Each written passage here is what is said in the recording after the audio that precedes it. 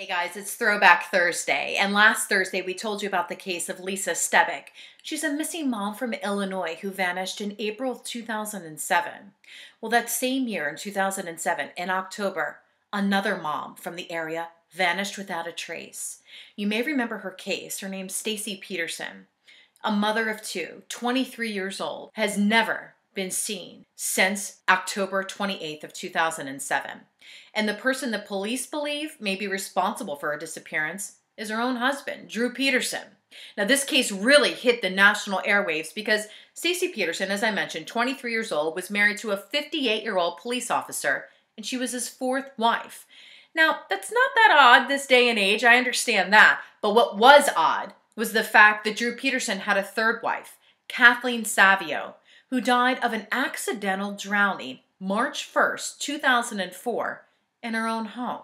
Her case was ruled an accident, everything had moved on, and then their investigators were, many years later, faced with the fact that this police officer's fourth wife is missing. So what did investigators do? They exhumed Kathleen's body from the ground. This is really, it's not very common to go back in, to exhume a body from the ground and re-examine it. And what investigators found was that Kathleen Savio was in fact the victim of a homicide, and they believe by the hands of Drew Peterson. As a matter of fact, Drew went to trial for Kathleen's case last September. I was on the ground in Joliet, Illinois, covering this case live, national, across the country each day, giving live reports.